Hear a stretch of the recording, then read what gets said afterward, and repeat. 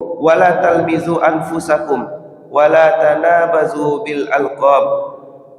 Allah sampaikan, janganlah kamu saling mencela satu sama lain. Kemudian, dan janganlah saling memanggil dengan gelar-gelar yang buruk. Bi'sal ismul fusuq ba'dal iman wa man lam yatub fa ulaika humudz zalimun. Seburuk-buruk panggilan adalah yang buruk, yang fasik setelah beriman, dan barang siapa tidak bertobat maka mereka itulah orang-orang yang zalim. Bapak Ibu jamaah yang kami muliakan, kita harus melihat ayat ini. Allah menegaskan, siapapun yang berani mengolok-olok, merendahkan orang lain, menghilangkan kehormatan orang lain, maka dia adalah orang zalim. Sabbih isma rabbikal a'la alladhi khalaqa fasawwa. Assalamualaikum warahmatullahi wabarakatuh.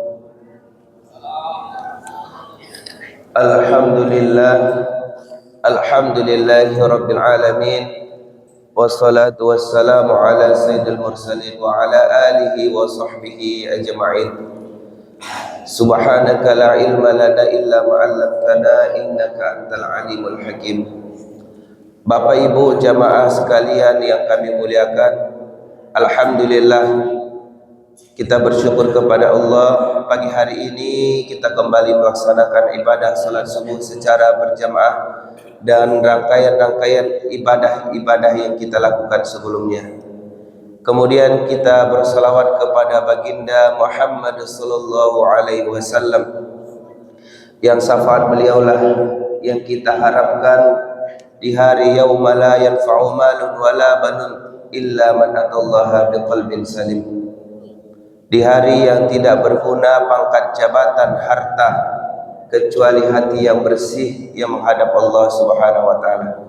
Bapak Ibu, sebelum kita memulai pengajian, kita berdoa kepada Allah Subhanahu wa taala, yaitu semoga apabila ada jamaah kita yang pada hari ini, yang pada hari-hari sebelumnya dalam keadaan sakit, yang tidak bisa hadir ke masjid kita ini, mudah-mudahan Allah berikan kesehatan, Allah berikan kesembuhan, sehingga beliau bisa datang kembali untuk bersama kita berjamaah di masjid ini.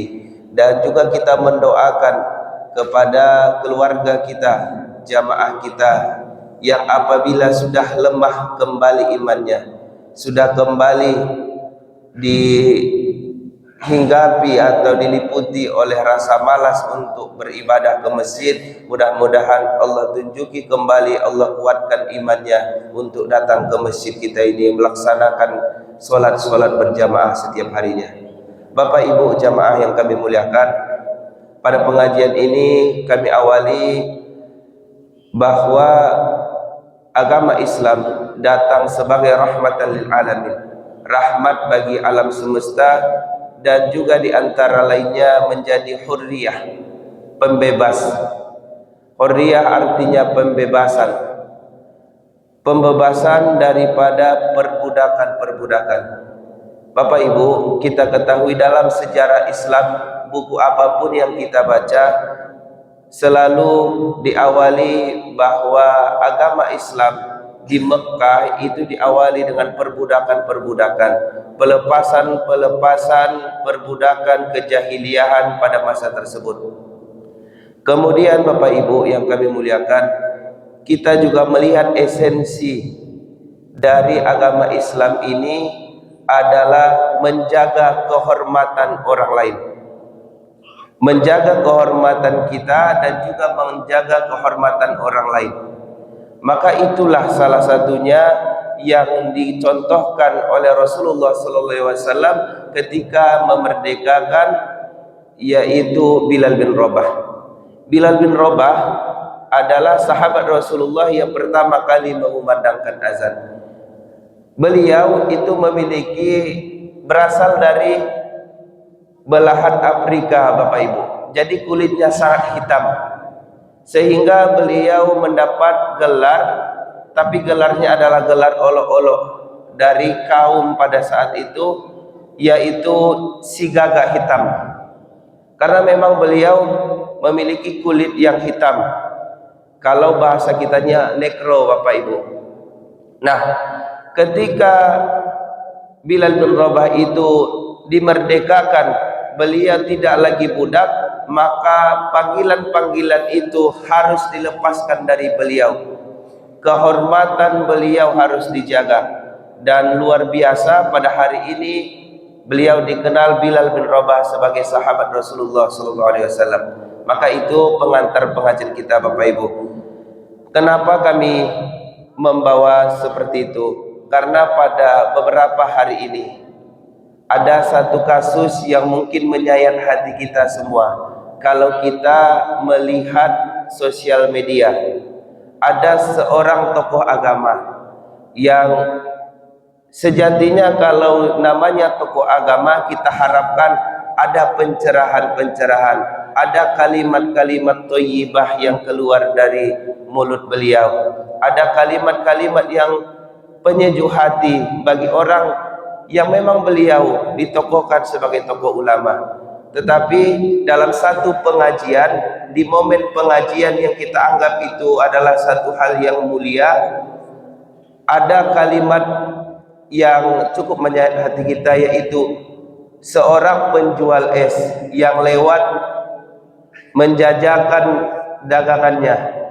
Kemudian tokoh agama ini menyampaikan, sudah habis jualannya, kalau belum habis ya keliling. Itu kami juga tidak bisa menyebutkan di sini, tetapi sejatinya seorang tokoh agama tidak pantas menyampaikan hal tersebut. Dan ini sudah di Allah maktubkan di dalam Al-Quran surah Al-Hujurat, yaitu ayat 11. A'udzu billahi minasyaitonir rajim. Bismillahirrahmanirrahim. Ya ayyuhalladzina amanu la yaskhar qaumun min qaumin asa ayyakunu khairam minhum wala nisa'un min nisa'in asa ayyakuna khairam minhunna. Kami potong sejenak ayatnya, Bapak Ibu. Allah memanggil, ya ayyuhalladzina amanu, wahai orang-orang yang sudah menyatakan dirinya beriman kepada Allah. La yaskhar qaumun min qaumin, janganlah satu kaum mengolok-olok kaum lainnya. Apa itu olok-olok, Bapak Ibu? Kalau bahasa kitanya mencemeeh. Bapak Ibu jamaah yang kami muliakan, kami sampaikan di awal tadi, datangnya Islam selain menegakkan agama tauhid, mengesahkan Allah, adalah juga menjaga kehormatan orang lain. Siapapun orang tersebut, bagaimanapun status orang tersebut, dan juga status ekonomi dan lain-lainnya, maka tidak boleh menghinakan orang lain, mengambil, merendahkan kehormatan orang lain dengan sebut-sebutan yang tidak pantas, apalagi itu di depan halayak ramai. Maka Bapak Ibu yang kami muliakan, perlu kita sadari bahwa mulut kita ini begitu tajam, lidah kita ini, lisan kita ini yang tidak bertulang ini sangatlah tajam menyayat hati ketika kita tidak mampu untuk menjaganya. Maka yang kami sampaikan tadi, Bapak Ibu, kejadian yang tadi itu juga bisa menimpa diri kita. Terkadang kita bergaul dengan masyarakat kita, bergaul dengan lingkungan kita, kita tidak sadar ada ucapan kita yang merendahkan orang lain. Ada ucapan kita yang kita tidak sadari itu sebenarnya sudah masuk dalam lubuk hati orang yang mendengarnya, termasuk anak kita, Bapak Ibu, termasuk anak kita. Terkadang Bapak Ibu, tamu tiba, tamu datang ke rumah kita, tamu itu duduk di rumah kita, kemudian anak kita pun sebenarnya tidak tahu kalau ada tamu itu ulahnya sangat banyak sekali. Ikonan dipaci, ikonan dijatuhan, Terkadang Bapak Ibu keluar kalimat kita yang merendahkan anak kita sendiri, maka hilanglah harga diri anak kita. Dia merasa tidak ada lagi harga dirinya, dan di mata orang lain hilang harga diri kita sebagai orang tua dan juga anak.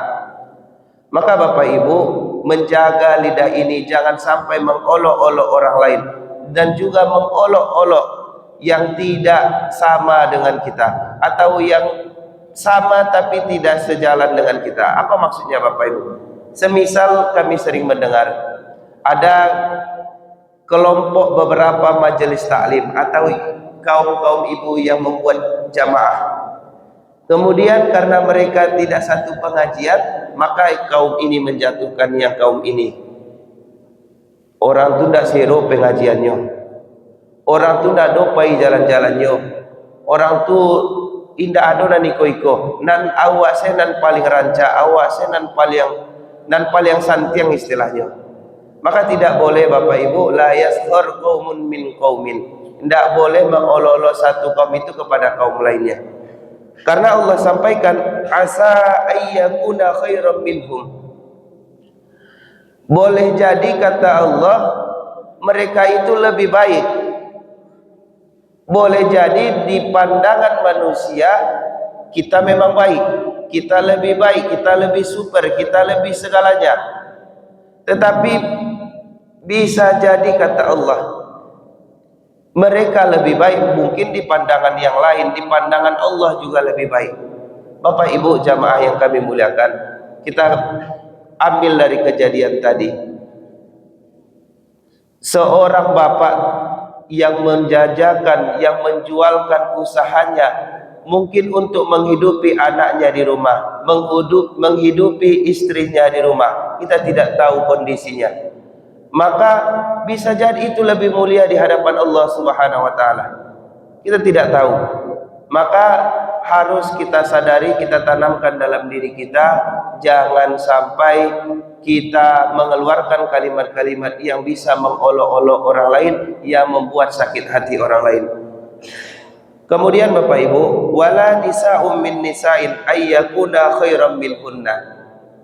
Menarik Bapak Ibu, kenapa Allah membuat wala nisa'un min nisa'in?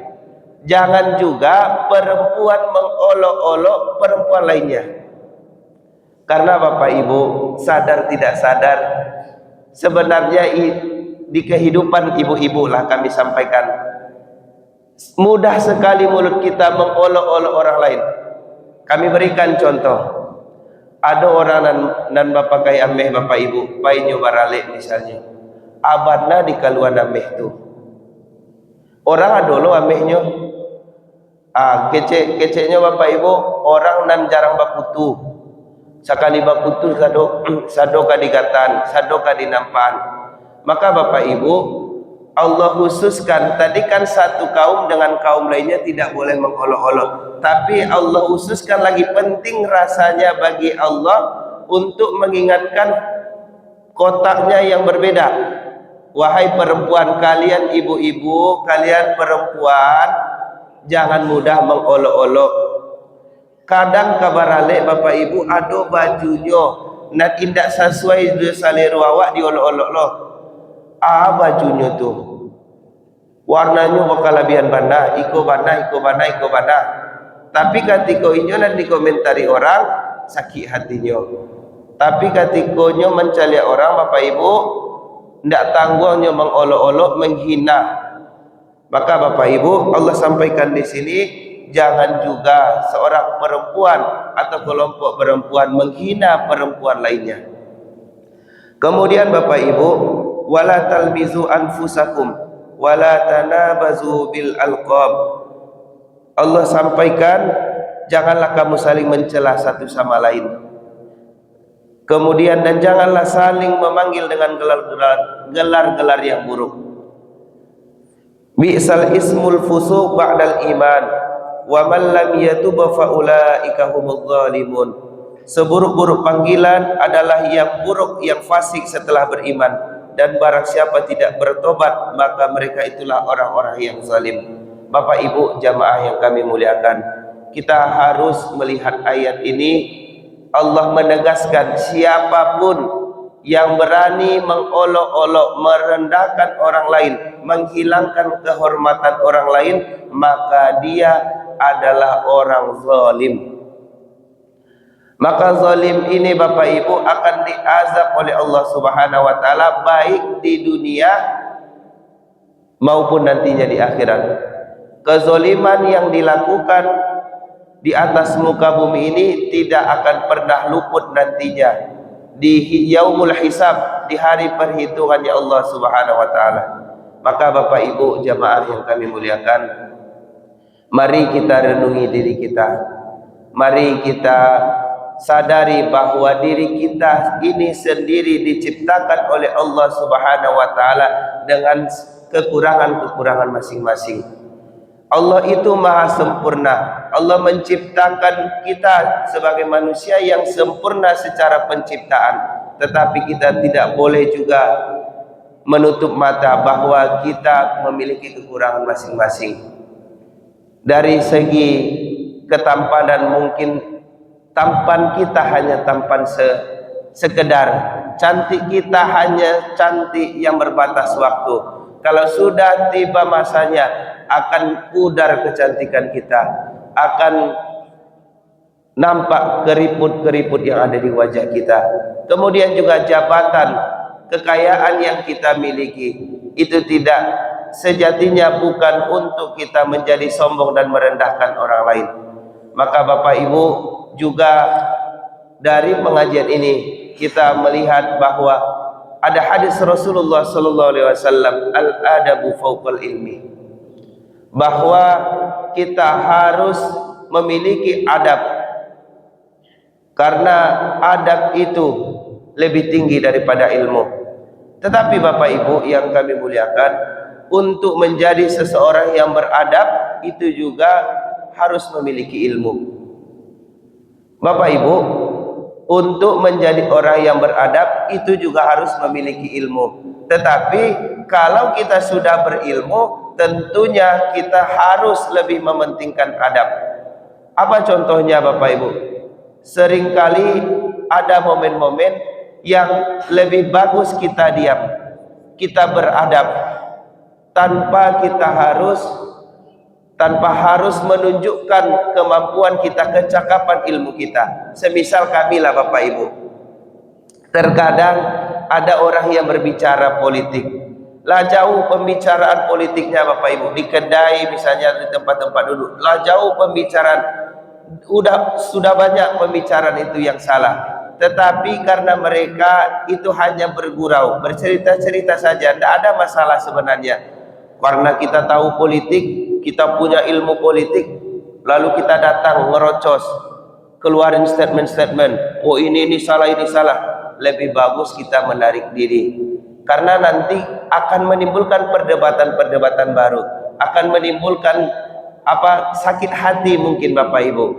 Maka harus kita pahami, kita harus menjunjung tinggi adab. Tidak ada satupun makhluk Allah, baik manusia bahkan makhluk lainnya seperti hewan, yang bisa kita rendahkan. Karena sejatinya di hadapan Allah Subhanahu wa taala kita adalah makhluk yang diciptakan Allah, yang memiliki kesamaan, dan yang membedakan kita adalah ketakwaan kita. Dan ketakwaan kita kepada Allah bukan menjadi kesombongan bagi kita, tetapi menjadi sebuah kerendahan diri bagi kita, bahwa kita sebagai manusia tidak boleh saling merendahkan. Bapak Ibu jamaah yang kami muliakan, dari pengajian ini kami berharap kepada kita semua, mudah-mudahan kita lebih mampu untuk menjaga lisan kita, karena lisan kita bisa mempermudah urusan kita di akhirat,